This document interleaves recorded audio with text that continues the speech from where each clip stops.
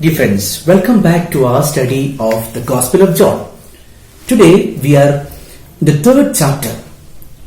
And in the third chapter we have that long discourse, a conversation of Jesus with Nicodemus. Now this is one of the characteristics of the fourth Gospel. We have several of such long discourses, long conversations. In fact, Evangelist John would make use of many conversations in order to communicate the truth that Jesus is the Son of God, Jesus is God. And the second part from verse 22 onwards, there is once again the entry of John the Baptist, and the last time when John the Baptist is mentioned in the Gospel of John. Coming to the first section of the conversation that Jesus has with Nicodemus.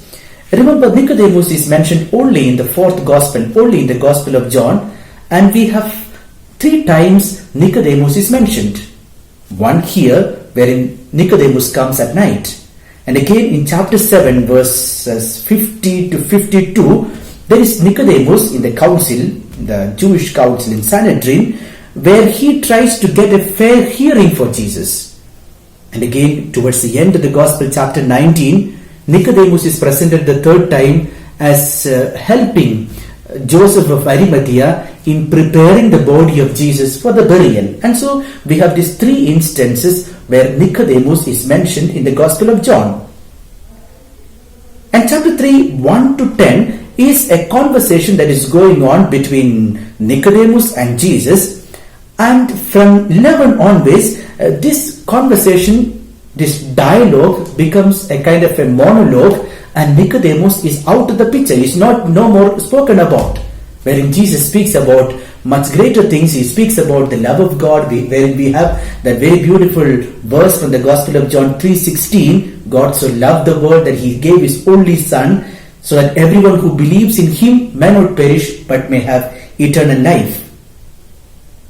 And in the dialogue that Jesus has with Nicodemus, Jesus will speak of the need to be born again. And of course, Nicodemus will consider it as a natural birth, and he will ask Jesus, how is it possible? Again, another technique that this evangelist John would make use of in several parts in his gospel, wherein people will misunderstand the statements of Jesus, and that is a means for Jesus to clarify further what he actually wants to say. So Jesus was not speaking about the natural birth as we know. He was speaking about a birth in spirit and water. Again, remember, for a Jew, in order to be saved, in order to be part of the chosen people, one has to be born of a Jewish mother. Now that was a requirement. And Jesus here in the Gospel says in very clear-cut terms, it's not by birth of from a Jewish mother that you belong to the chosen people, that you belong to the holy people, but by birth in spirit, birth in water, a very, very clear reference to the baptism, to Christian baptism. When you are born of water and spirit, you become a holy people. You become part of the chosen people of God. Coming to verse 14 in this chapter 3, Jesus will speak about the Son of Man being lifted up. Just like Moses lifted up the serpent in the desert, so also Son of Man should be lifted up. Remember, in the Synoptic Gospels, thrice Jesus will predict about His passion, the time of His crucifixion, death, etc. In the Gospel of John, there is no passion prediction, but in the Gospel of John, we have thrice Jesus will speak about the Son of Man being lifted up. Again, very, very clear reference to His crucifixion, death, resurrection, ascension.